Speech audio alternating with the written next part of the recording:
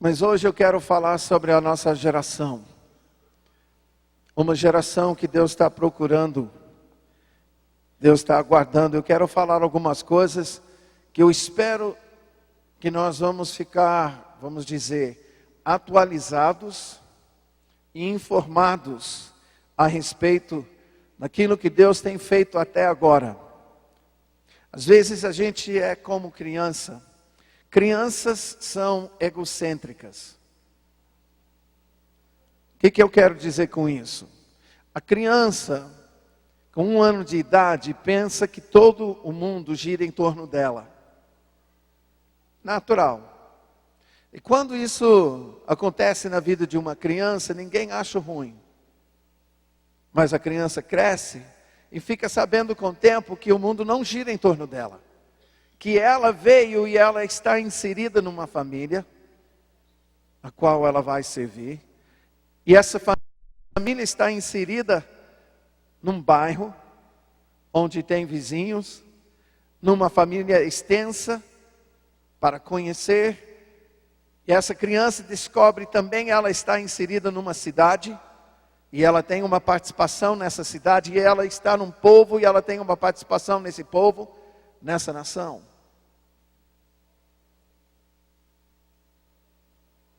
Nós estamos hoje vivendo uma geração que eu creio que o Senhor tem sonhado há séculos. Uma geração que eu creio que Ele quer fazer brilhar a sua glória de uma forma extraordinária. E para isso, nós temos um privilégio muito grande de estarmos vivendo hoje. Profetas sonhavam com esse dia. Apóstolos derramaram o seu sangue para ver esses dias. A igreja primitiva, vamos falar da igreja primitiva. Abra sua Bíblia em Filipenses 2.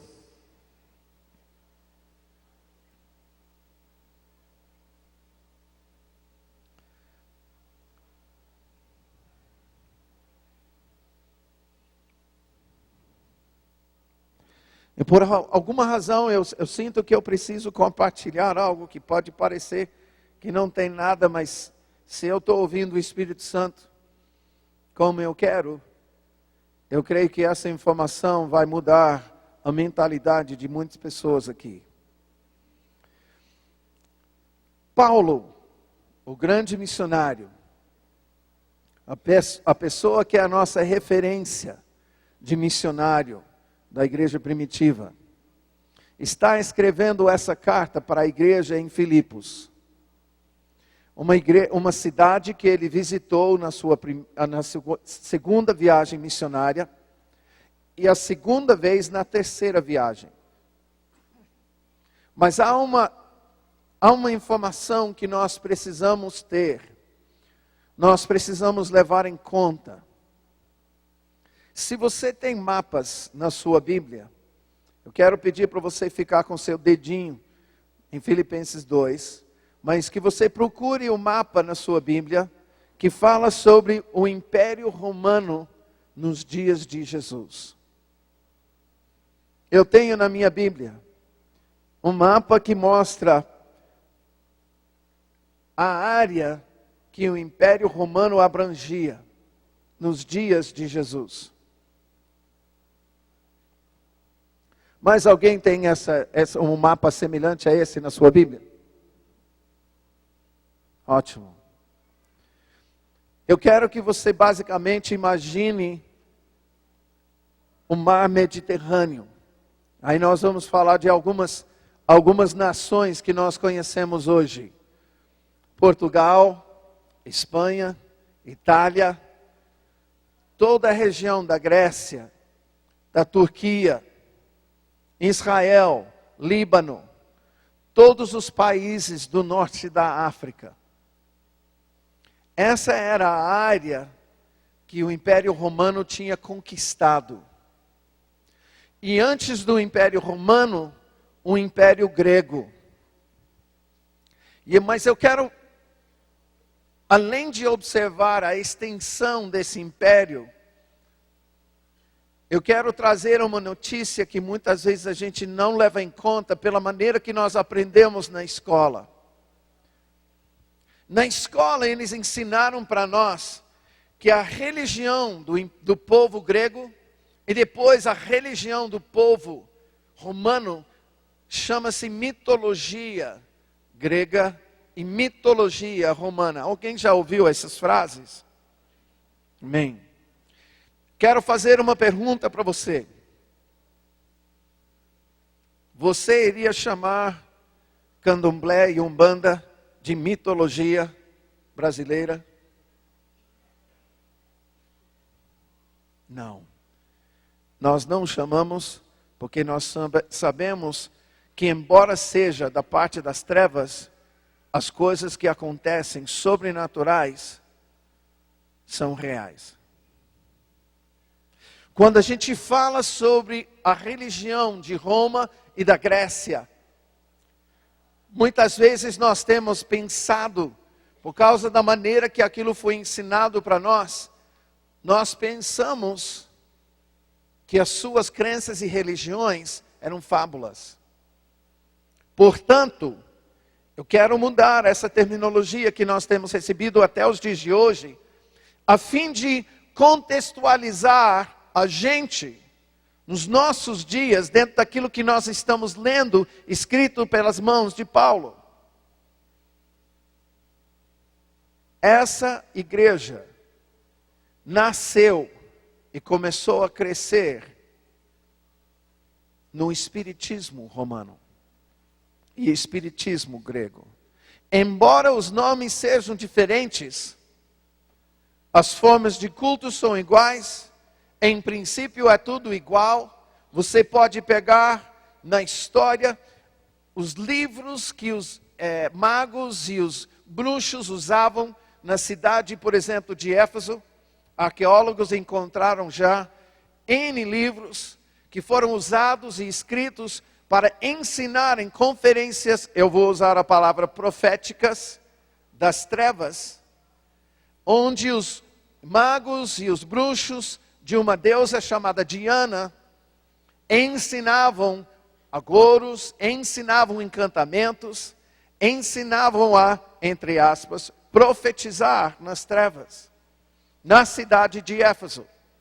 Durante os dias em que o Paulo visitou também a cidade de Éfeso, todas as cidades que nós estamos vendo aqui mencionadas, e todas as igrejas mencionadas nessas cidades, vivem o contexto 100% espírita. Nós precisamos levar isso em conta. 100%. Não havia nenhuma presença cristã antes do Paulo. A igreja nasce e cresce no meio das trevas. A cidade de Filipos era uma cidade espírita. Era uma cidade que tinha templos grandes aos deuses de Roma e da Grécia. Havia um sincretismo entre o espiritismo romano e o espiritismo grego. É importante a gente entender esse contexto, porque nós vamos ver e falar nesses dias a respeito da maneira em que o governo espiritual desses dias, em que Jesus veio a primeira vez, é muito semelhante aos dias em que nós estamos vivendo. Só que o governo, que uma vez era municipal nas cidades de Sodoma e Gomorra, nos dias de Jesus e de Paulo, se tornou um governo de império, que chegou a abranger todo o mar Mediterrâneo.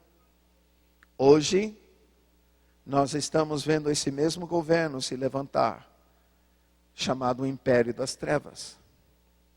Para a gente entender o que Paulo está escrevendo para os filipenses, nós precisamos entender que assim como a igreja primitiva nasceu e estava crescendo no meio do espiritismo e no meio do governo das trevas, nós também, como igreja iniciante aqui no Brasil, nascemos e crescemos no momento de grandes trevas. Vamos ler Filipenses 2, a partir do versículo 12. Assim, pois, amados meus, como sempre obedecestes, não só na minha presença, porém muito mais agora na minha ausência, desenvolvei a vossa salvação com temor e tremor. Porque Deus é quem efetua em vós tanto o querer como o realizar, segundo a sua boa vontade. Fazei tudo sem murmurações, nem contendas, para que vos torneis irrepreensíveis e sinceros, filhos de Deus, inculpáveis, no meio de uma geração pervertida e corrupta, na qual resplandeceis como luzeiros no mundo, preservando a palavra da vida, para que no dia de Cristo eu me glorie de que não corri em vão, nem me esforcei inutilmente. Entretanto, mesmo que seja eu oferecido por libação sobre o sacrifício e serviço da vossa fé, alegro-me, e com todos vós me congratulo. Assim vós também, pela mesma razão, alegrai-vos e congratulai-vos comigo. Paulo está falando com o povo em Filipos, a igreja do Senhor, e ele está dizendo: vocês têm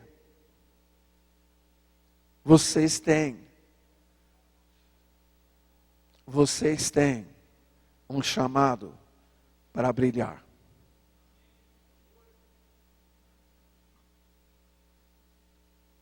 Igreja em Vitória da Conquista,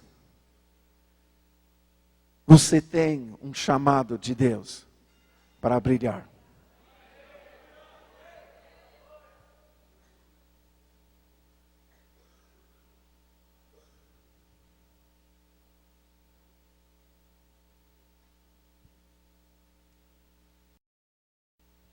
Ao ouvir geração que brilha, busquei, Senhor, quero saber, porque eu perguntei até, tem algum texto base, tem alguma coisa? Não temos. Eu busquei, Senhor, o que é? Esse foi o texto que me trouxe. Você é portador da luz do Senhor. Ele é a luz do mundo, nós somos luzeiros.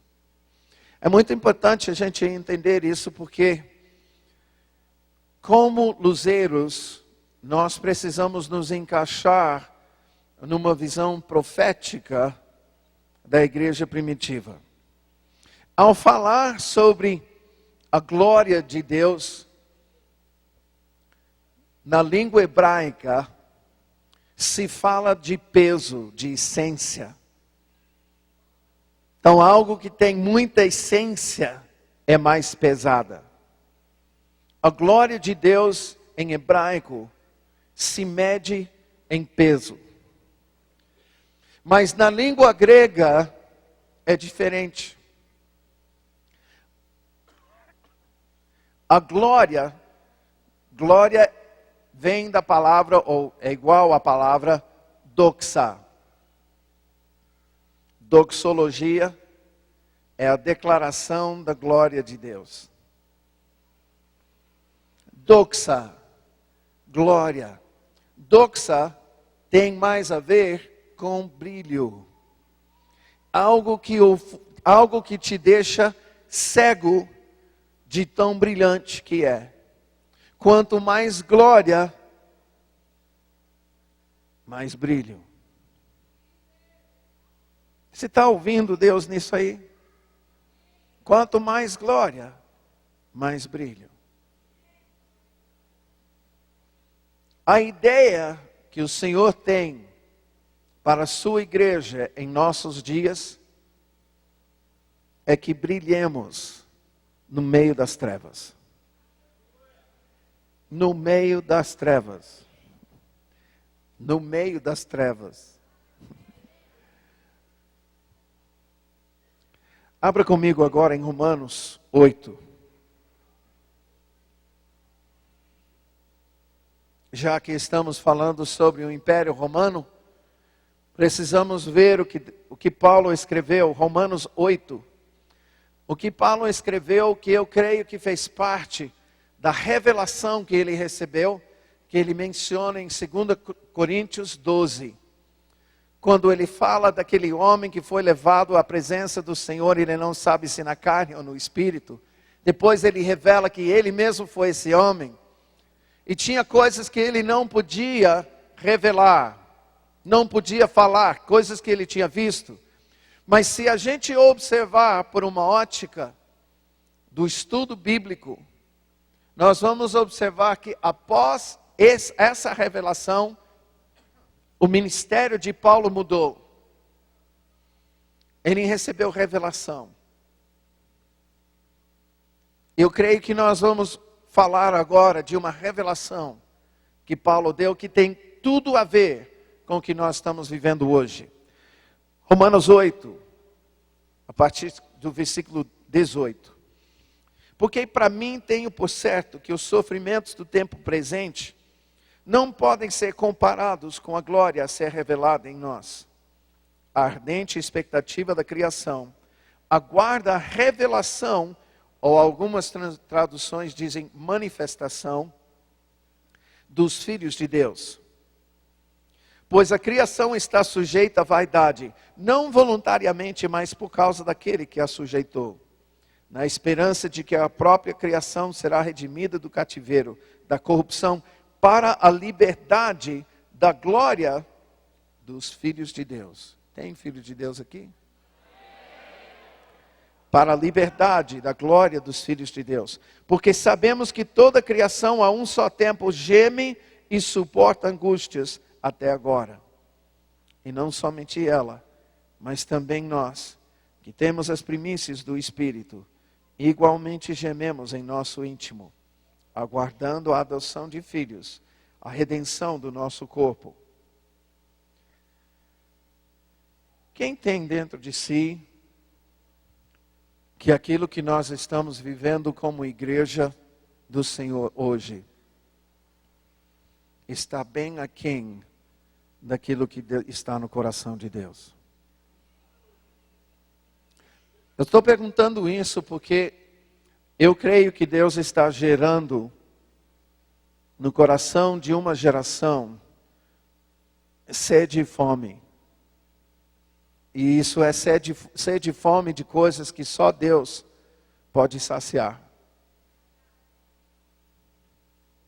Obviamente eu não estou falando de coisas materiais. Deus não está gerando na sua igreja o desejo de ter mais casas, mais carros, mais terras, mais ouro, mais prata.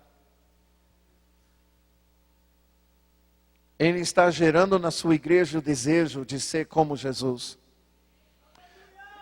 O desejo de poder fazer as obras de Jesus, não somente numa dimensão individualmente que nós curamos os enfermos como Jesus curava os enfermos, e nós expulsamos demônios como Jesus expulsava demônios, e ressuscitamos os mortos como Jesus ressuscitava os mortos. Pregar o evangelho do reino como Jesus pregava. Isso tudo bem, mas numa dimensão que não seja um ou outro. E sim, seja a família de Deus brilhando de cidade em cidade, de nação em nação, de continente em continente.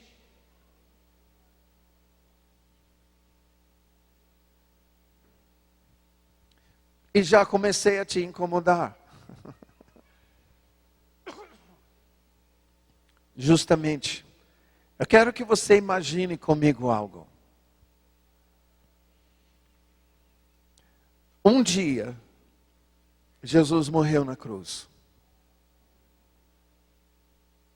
A partir daquele dia, o sacrifício perfeito foi oferecido pelo sumo sacerdote do Senhor. A partir daquele dia, todos que criam no seu nome, todos que se ofereceram a Ele como sacrifício, da mesma forma que Ele se sacrificou por nós, todos aqueles que se oferecem a Ele como sacrifício, Ele recebe como filhos. Isso foi crescendo.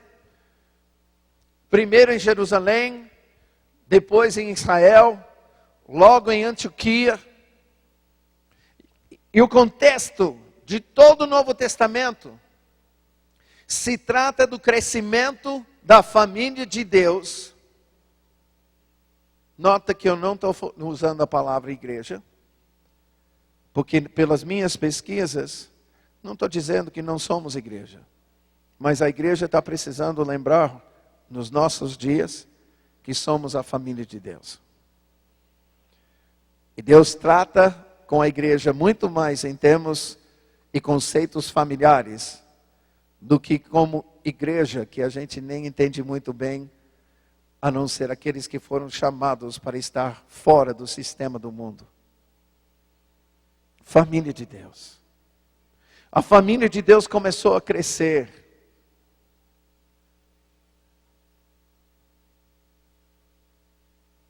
E à medida que a família de Deus foi crescendo, confrontando-se de cidade em cidade, as estruturas das trevas,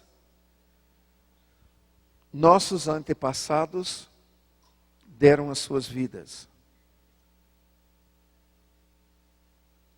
Paulo relembra isso nesse momento em Romanos 8.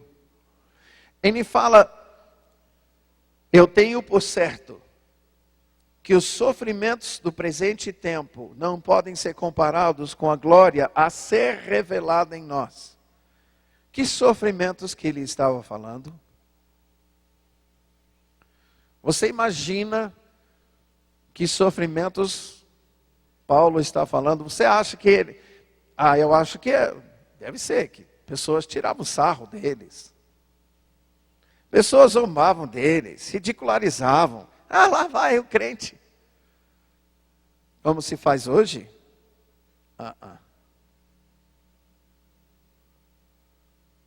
Quero falar do sofrimento. Porque eu estudei latim 4 anos no colégio. Eu pude fazer alguns trabalhos em cima de umas coisas interessantes. E uma vez me deu na cabeça de estudar a perseguição do Império Romano à igreja primitiva. Quero te falar algumas coisas que alguns imperadores fizeram. Nero, por exemplo. Ele pegava os crentes, discípulos de Jesus, e ele tinha um caldeirão de piche que ele tinha esquentado, amarrava as mãos do discípulo de Jesus, baixava no piche quente e tirava, logicamente, aos gritos. E levava e pendurava num toco no seu jardim. E à noite, tacava fogo para iluminar o seu jardim com os mártires de Jesus. Mal sabia ele que ele estava garantindo o fim do império das trevas em Roma e o levantar de uma igreja que brilhava no meio das trevas. Um outro imperador, ao ouvir, o seu mestre foi crucificado? E você acha uma glória, uma honra isso? Você segue um homem que foi crucificado? O que é isso? Porque nós não entendemos o estigma em torno da crucificação romana. Era a forma mais vergonhosa de morrer.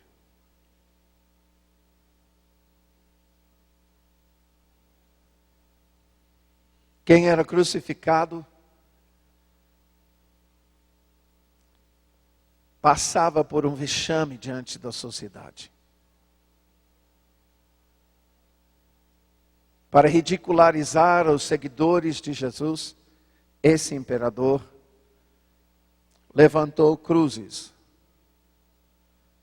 de metros em metros na via principal do Império Romano, chamada Via Ápia, e ao longo de quilômetros crucificou seguidores de Jesus.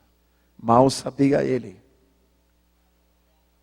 que o sangue dos mártires que ele matou seria derramado na terra como o próprio sangue de Jesus. E guardado esse sangue numa taça diante de Deus, no seu altar. E esse sangue teria voz diante de Deus. Até quando? Até quando, Senhor?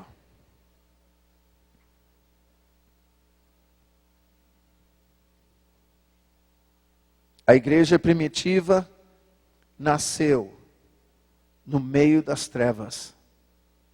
E o que impactava as pessoas não era a riqueza de ninguém. O que impactava no meio das trevas não era que os discípulos de Jesus tinham carruagens de ouro ou roupas de seda, ou ampoletas com a areia da Arábia. O que impressionava era que os discípulos de Jesus estavam prontos a morrer.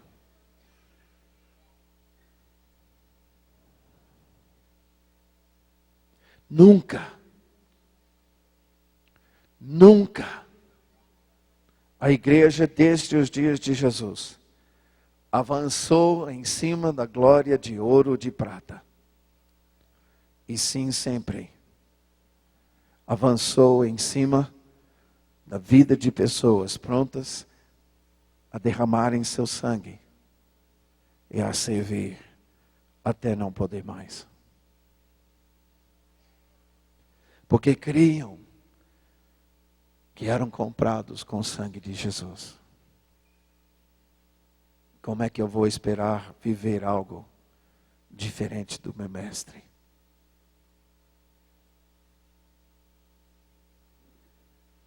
Paulo está se referindo a sofrimentos que a igreja primitiva passava. Alguém aqui assistiu aquele seriado feito para televisão chamado Roma? Um ou outro. Eu assisti. No making of, assisti que eles chamaram vários historiadores e fizeram pesquisas. Esse seriado para televisão era tão real, tão histórico, que eles resolveram não cortar certas cenas vulgares e cenas chocantes da morte de pessoas, outros de estupro, outros de prostituição, outros de orgias, outros de bacanais. Eles resolveram não cortar isso da série, porque era tão comum nos dias de Jesus ver essas coisas. Eles não queriam ofuscar a realidade do desprezo humano, da vida humana.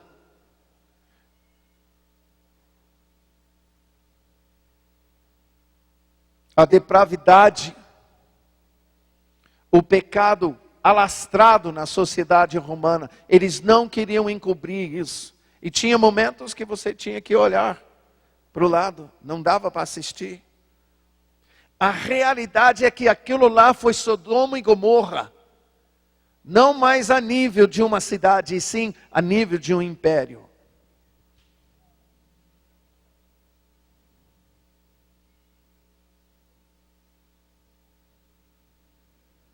Aqui a palavra diz que Paulo, no meio disso, ele consegue ver algo. Ele consegue ver uma geração guardada no coração de Deus. Ele consegue ver algo que é lá no futuro, portanto, a sua visão é profética. Ele consegue ver algo que talvez muitos estão tendo dificuldade em ver. E eles estão perguntando, será que vale a pena passar por tudo isso? Será que vale a pena passar por esses sofrimentos? É melhor para mim não. É melhor parar por aqui, porque pelo menos eu vou viver uma vidinha aqui em paz. E Paulo levanta a sua voz para dizer, eu tenho por certo que os sofrimentos que nós estamos passando não podem ser comparados com a glória, luz, brilho a ser revelada em nós. Em Paulo, ele começa a revelar o conhecimento que ele tem. Ele está enxergando, e por isso eu quero que a gente se insira na visão de Deus através de Paulo, o entendimento dele, porque muitas vezes nós achamos que isso tudo começou conosco. E não começou. Se nós estamos pensando assim, nós estamos sendo crianças infantis, pensando que o mundo gira em torno de nós. Egocêntricas. Amados, se nós estamos aqui hoje, é porque Jesus deu a sua vida. Se nós estamos aqui hoje, é porque os seus seguidores da primeira geração, segunda geração, terceira geração, derramaram seu sangue para que o evangelho chegasse a nós. Esse evangelho começou lá em Jerusalém e chega em Vitória da Conquista, chega lá em Londrina, chega em Tierra del Fuego, lá na ponta da América Latina. Verdadeiramente esse evangelho já chegou até os confins da terra. Nenhuma geração podia afirmar tal coisa antes de nós.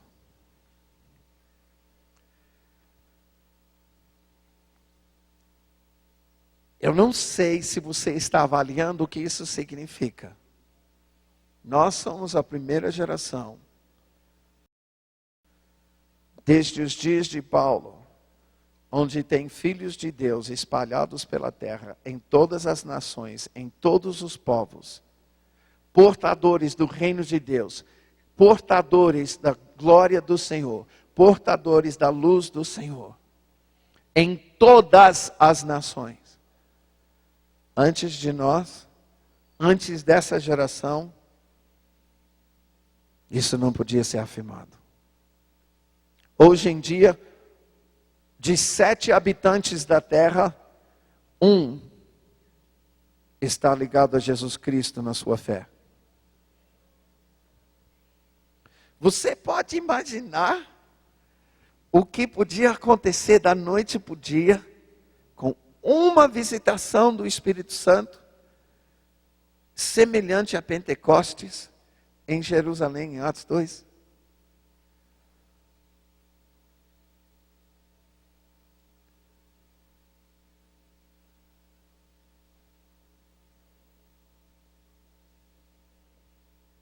Um Espírito Santo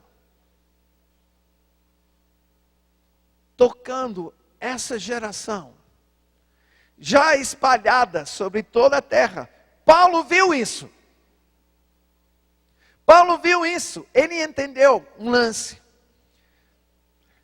Ele entendeu que desde o jardim do Éden até os confins da terra, os descendentes de Adão e Eva foram usados por Satanás. Se entregaram a Satanás para levantar e edificar o império das trevas. A humanidade se deu pelo segundo Adão, conforme a palavra. Deus insere no meio das trevas uma outra família e descendência de Jesus.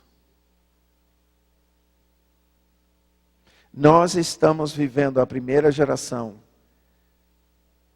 que semelhante os descendentes. Tem descendentes de Adão e Eva aqui? Tem, né? Você que não levantou a sua mão, o que você é? Mutante? Os descendentes de Adão e Eva chegaram até os confins da terra. Mas da mesma forma agora, os descendentes de Jesus têm chegado até os confins da terra. Como se Deus estivesse posicionando a sua família para uma hora tremenda. Que Paulo fala aqui. Versículo 19. A ardente expectativa da criação aguarda a revelação de quem? De quem? De quem? Quem é? A criação aguarda. Tudo que Deus criou, tá? Cadê? Cadê? Cadê? Cadê? Cadê os filhos de Deus? Cadê? Cadê? Paulo entendeu que a criação está sujeita à vaidade, não voluntariamente, mas por causa daquele que a sujeitou. O império, a descendência de Adão e Eva no seu engano do pecado, entregue nas mãos de Satanás, ajudou a Satanás edificar o império das trevas, que eu vejo no espírito como uma edificação favélica. Tenta ver o globo terrestre. Você sabe o que é uma favela? Tenta imaginar agora uma edificação espiritual cobrindo toda a terra. Esse é o império das trevas. Hoje em dia nós sabemos que isso é fruto da idolatria, fruto de sacrifício humano, fruto de prostituição, fruto do pecado de muitos povos. A Discovery, History Channel, outros documentários estão trazendo para nós, por exemplo, domingo agora vai ter mais coisas que foram descobertas do povo maia. Que quando findou essa civilização, você pode assistir mais tarde o documentário, mas estava no auge da adoração ao Deus do Sol, sacrifício humano, a prostituição como forma de adoração aos seus deuses, desprezo da vida humana. E Deus olhou, e assim como Ele olhou para Sodoma e Gomorra, Ele disse: não aguento mais, não aguento mais. A criação está sujeita ao peso do império das trevas. Deus não criou esse mundo para sofrer o peso, a angústia de um governo que vive para matar, roubar e destruir.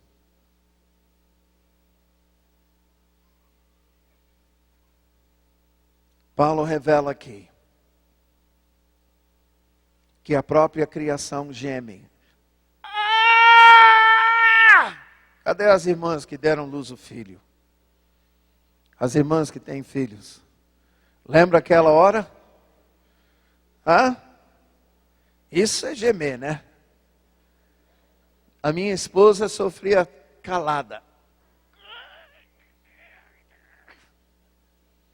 Mas uma outra senhora, no outro quarto,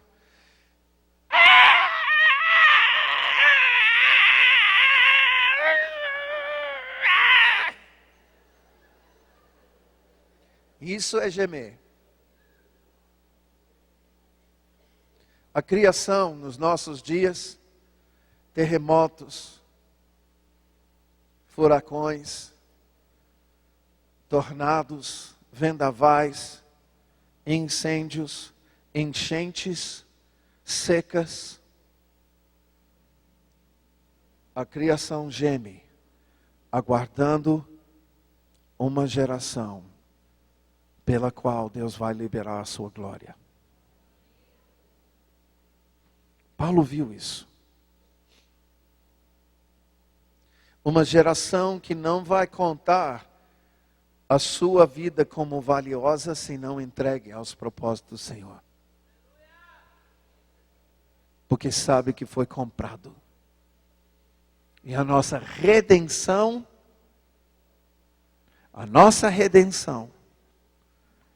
se resume em cumprir a vontade do Pai em relação às nossas vidas. Por isso, mais tarde, Paulo fala com os romanos, em Romanos 12. Rogo-vos, pois, irmãos, pelas misericórdias do Senhor, que apresenteis os vossos corpos como sacrifício vivo.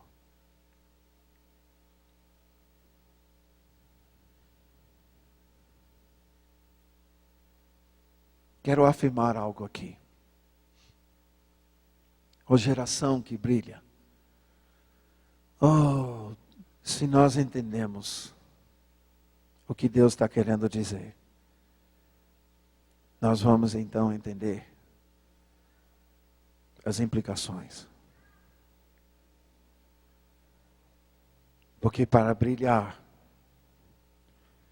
vai custar muito mais do que algumas decorações. Isso é apenas profético. Isso aponta para algo. Posso te dizer algo? Vai pesar. Está pronto? Segura. Você não foi salvo para ser salvo.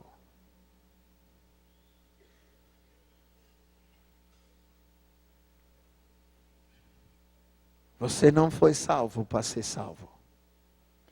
Muitos nos nossos dias vivem um estado de salvação apenas na sua vida cristã. Eu digo apenas porque é necessário ser salvo. É necessário sermos perdoados, curados, libertos. É necessário sermos prósperos, no sentido de receber a provisão das nossas vidas. Deus quer fazer tudo isso. Mas o alvo de Jesus morrer naquela cruz não visava apenas um estado de salvação para nós. Ai, que bom, eu vou viver nesse mundo perdoado, curado, liberto, próspero. Que legal! Como se isso tudo não tivesse uma outra finalidade. Nós não fomos salvos para sermos salvos, amados. Nós fomos salvos para nos tornarem instrumentos de Deus, através dos quais Ele iria revelar a sua glória. Revelar a sua glória. Revelar o seu brilho.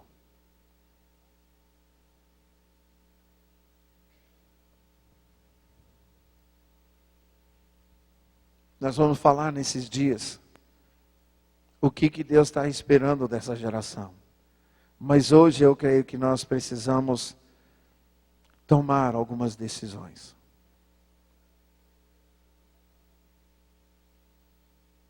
Eu digo tomar algumas decisões porque eu sei que tem pessoas aqui que estão vivendo apenas essa questão de viver como salvo. Não se entregaram para brilhar. Brilhar no seu bairro, brilhar no prédio onde você mora, brilhar onde você trabalha, brilhar onde você estuda, brilhar no ônibus que você pega para ir para a sua casa, até o trabalho ou até para a escola. Brilhar quando você está de férias. Tem crente que tira férias de crente. Da sua fé. Ah, não, eu quero um tempo para pecar. Você sabe, nós estamos rindo porque sabemos que é a verdade. Questione-se uma salvação dessa.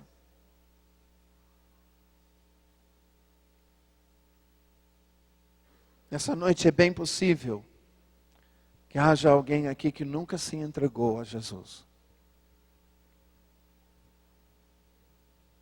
Eu quero dizer para ti que essa história que eu estou contando começa com a pessoa de Jesus, que tomou o teu lugar e meu lugar, o nosso lugar, numa cruz.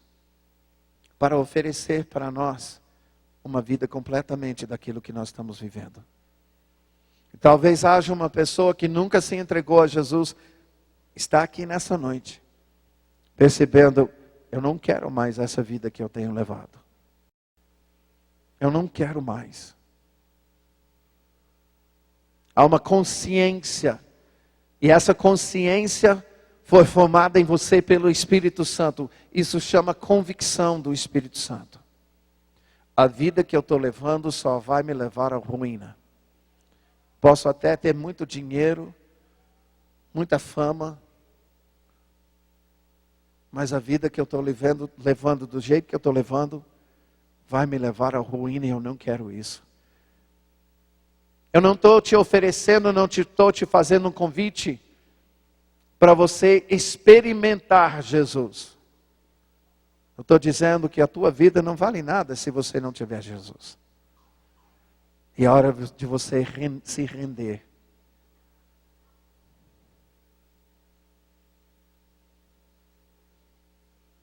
Eu não fico esperando, eu faço o convite.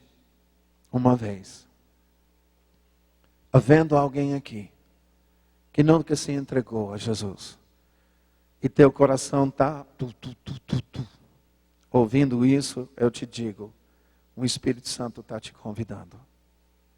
Sai do teu lugar, vem aqui. Por que publicamente? Porque Jesus morreu numa cruz publicamente por nós.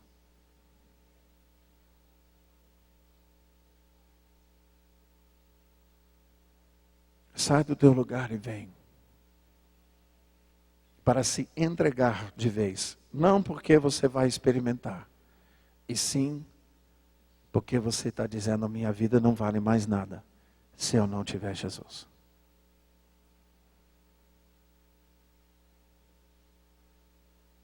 Eu creio que você pode vir enquanto eu me dirijo a um outro grupo. Eu sei também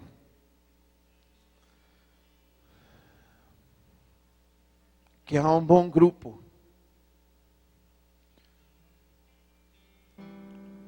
que não vence, não tem vitória sobre pecado habitual. Pois quando a gente vai falar de brilhar,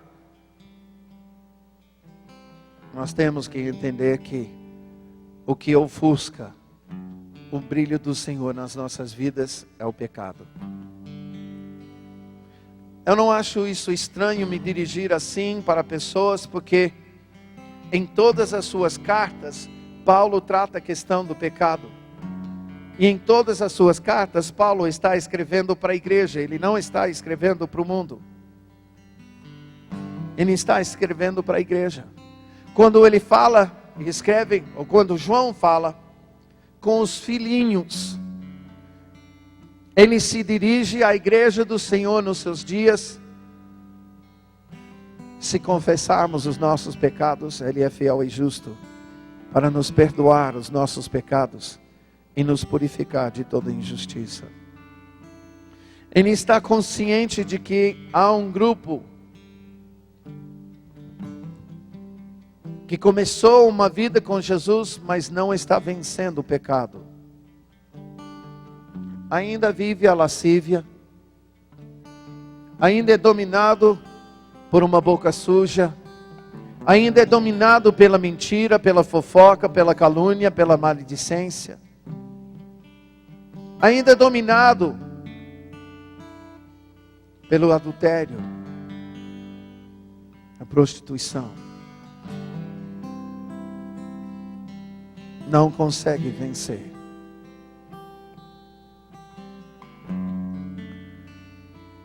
Você pode pensar, mas ninguém sabe. Engano seu. Porque quando a gente vive isso, a luz do Senhor não brilha. Se nós vamos falar de uma geração que brilha, a primeira palavra que nós precisamos atender é: arrependei-vos.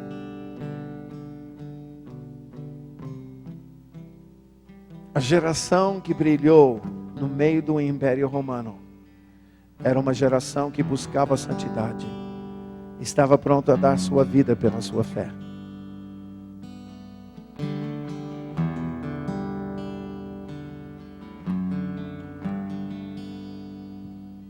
Se você é uma dessas pessoas, de igual forma eu te convido, sai do seu lugar. Vamos fazer desse lugar aqui na frente um altar diante de Deus nessa noite. Um lugar onde você vai confessar. Eu não vou citar e chamar pessoas pelo pecado que domina, mas eu estou chamando irmãos em Cristo que estão cansados de serem dominados por pecado ainda. Muitas vezes nós precisamos quebrar o domínio por um ato público. Eu te convido, em nome de Jesus, por causa do sangue de Jesus derramado por nós, e por causa da promessa, se confessarmos os nossos pecados, Ele é fiel e justo. João escreveu para a igreja essas palavras. Não estava falando com o mundo. Te convido, sai do teu lugar e vem.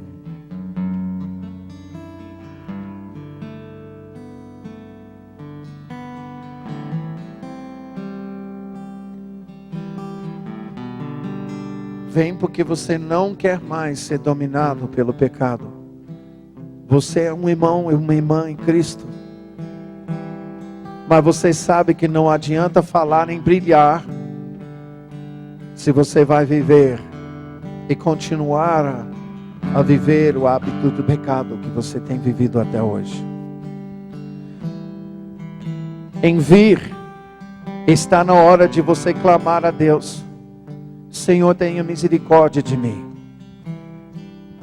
Está na hora de você começar a citar o pecado diante de Deus, dar nome aos bois, deixar Deus ouvir a sua confissão em voz alta o suficiente, como se tivesse uma pessoa ouvindo na frente da sua boca. Você não tem que gritar.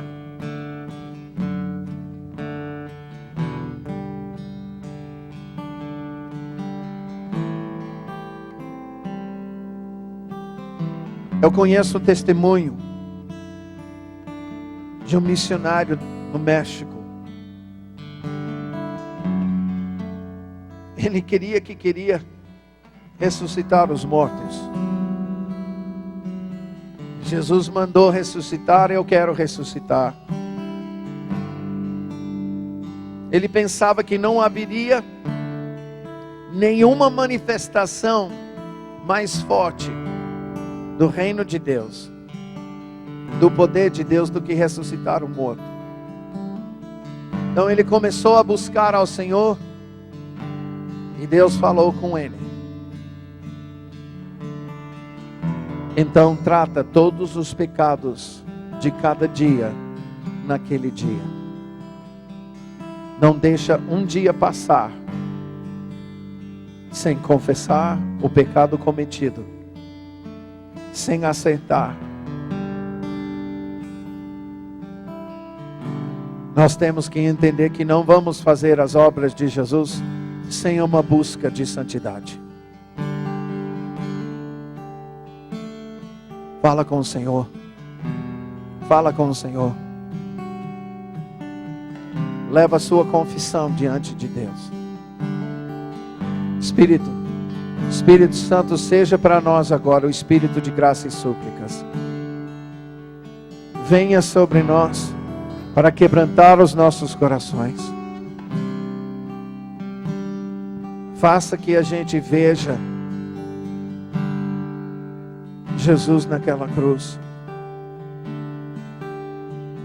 Quebranta os nossos corações.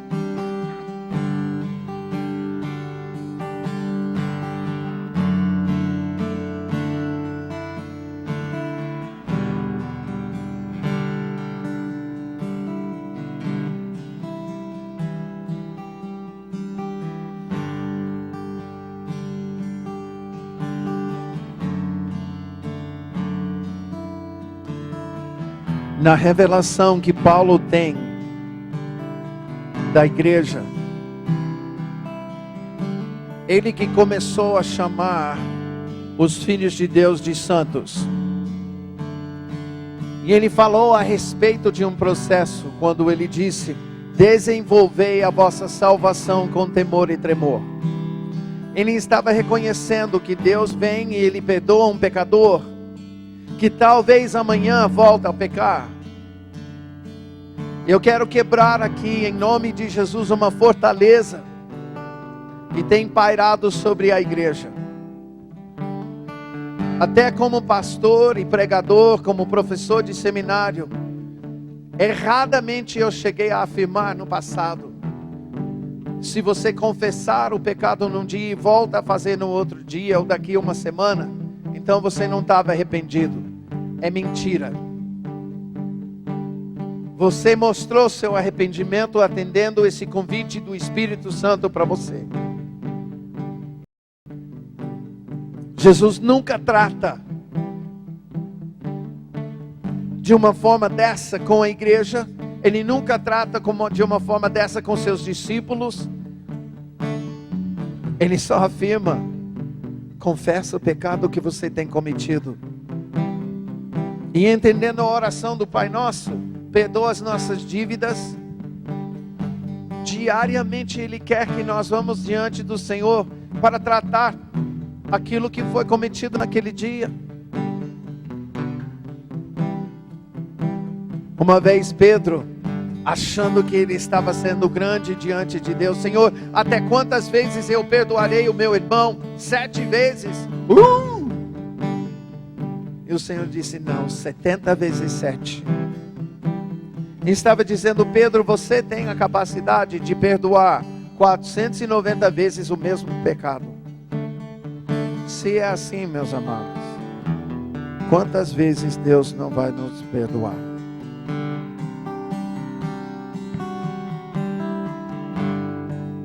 A misericórdia de Deus aqui nessa noite. Confessa, clama ao Senhor: me transforma, Pai. Espírito Santo, Tu habitas em mim para me transformar, para me mudar. Liberta-me, liberta-me, liberta-me. Tira de mim os pensamentos que o diabo tem colocado, que eu permiti ele colocar. Tira de mim os sentimentos que eu deixei ele colocar.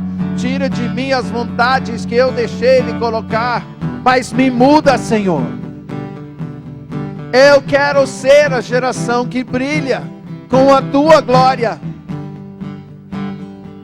Gera, Senhor, a Tua santidade em mim.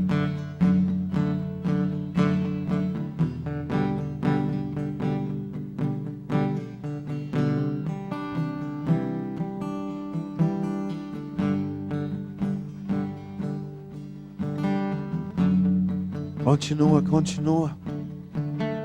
A busca é tua, querido.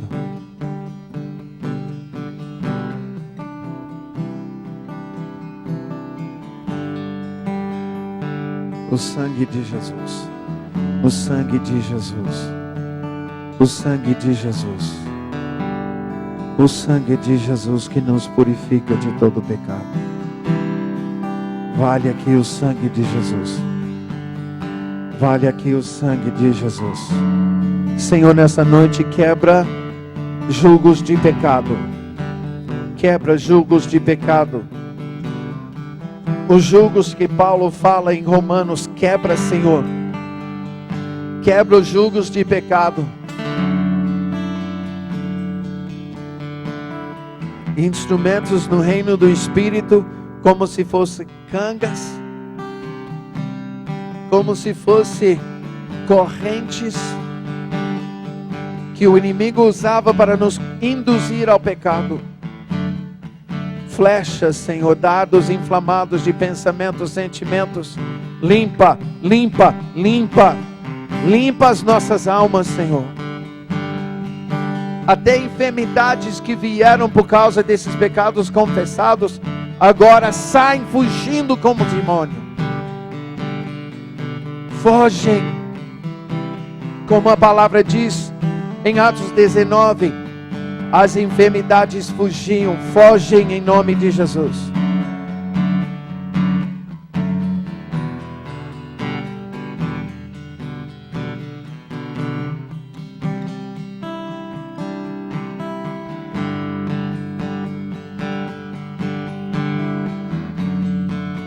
Senhor, em nome de Jesus, quebra o jugo de Sodoma e Gomorra sobre essa geração. Quebra o jugo de Sodoma e Gomorra sobre essa geração. Quebra o jugo de Sodoma e Gomorra sobre essa geração. Quebra! Quebra! Todo ensino que vem de Sodoma e Gomorra e do governo de Sodoma e Gomorra, arranca das mentes dessa geração.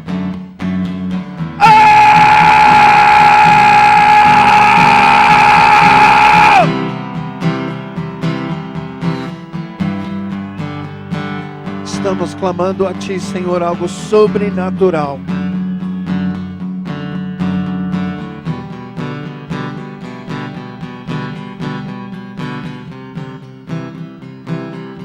Sutilmente, Senhor,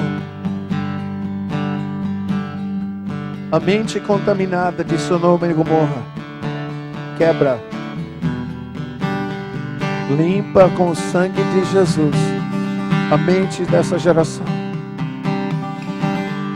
Limpa com o sangue de Jesus, purifica com o sangue de Jesus a mente dessa geração.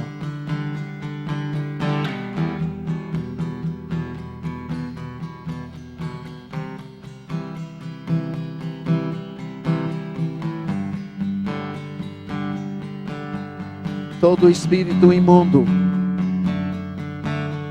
que tem agido dentro, perto, fora, que foi atraído por causa do pecado cometido habitualmente, ordeno agora que saia. Espírito de lascívia, saia. Espírito de mentira, saia. Espírito de prostituição, eu não preciso saber o teu nome, pretensioso, saia dessa geração em nome de Jesus. Saia em nome de Jesus. Todo espírito de rejeição, saia. De adoção falsa, saia. Espírito de calúnia, maledicência, saia. De lascívia, saia.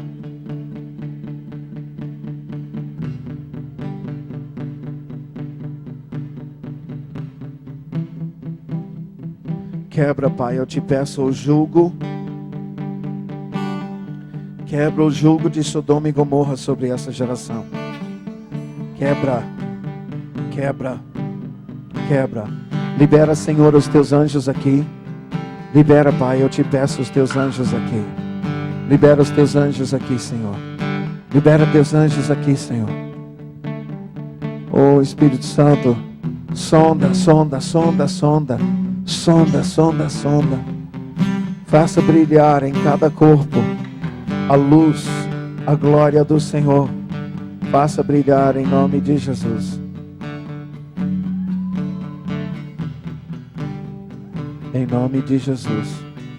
Espírito imundo, saia em nome de Jesus.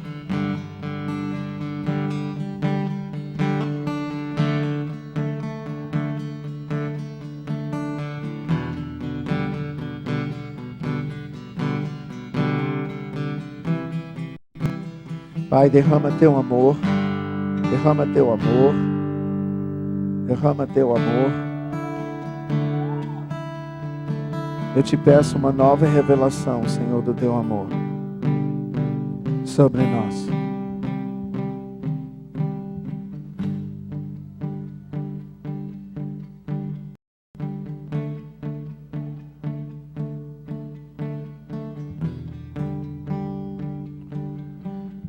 Toda vez que a palavra diz que somos livres, não está falando de uma liberdade de pular, não está falando de uma liberdade de levantar as mãos, não está falando de uma liberdade de ofertar, não está falando de uma liberdade para a gente cultuar ao ar livre ao Senhor. Toda vez que a palavra se refere à nossa liberdade e que somos livres, nós somos livres do pecado. Nós somos livres de todos aqueles que querem nos conduzir ao pecado. Irmão, irmã, livre estás. Livre, perdoado, livre. Não está debaixo do domínio. Você pode não pecar. Você pode não pecar. Você pode fazer o que é certo. Você pode resistir à tentação. Você pode não pecar.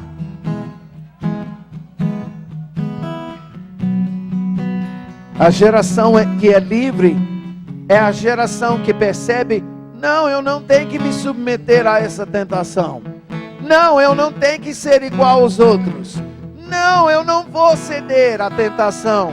Não, eu não quero viver o pecado. Livre. Olhe para o seu vizinho e fala: você é perdoado de tudo que você confessou. E você é livre para não pecar. Livre para não pecar. Livre para não pecar.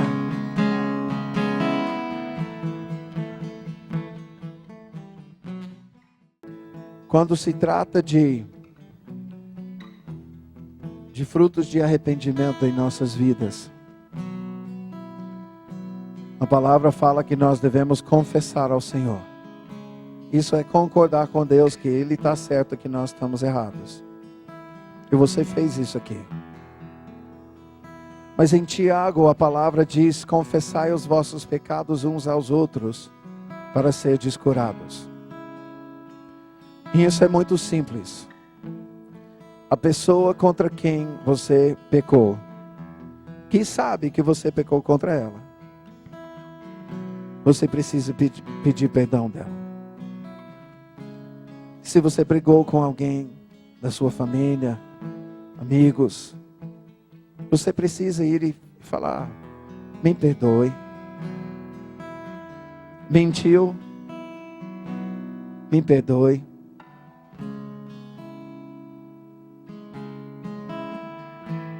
Nós precisamos ir atrás daqueles contra quem pecamos. Para muitos de vocês, nessa noite, isso vai significar ter que confessar algumas coisas para os seus pais. E reconciliar-se com seus pais. Vai. Se eu estou falando sobre isso, e você já estava indagando: Senhor, o que eu vou ter que fazer daqui? É porque Deus quer que você confesse para os seus pais. Não se justifique. Pequei. Fiz assim, assim, assim. Desonrei ao Senhor. Desonrei a minha mãe. Me perdoe.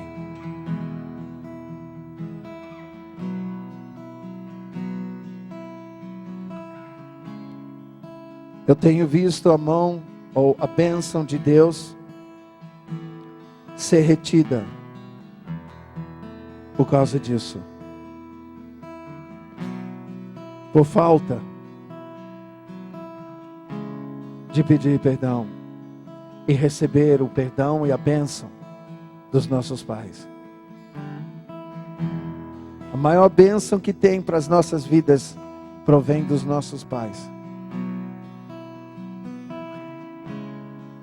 A bênção dos nossos pais libera um caminho do Senhor para nós, em relação ao casamento, em relação à carreira, em relação ao chamado.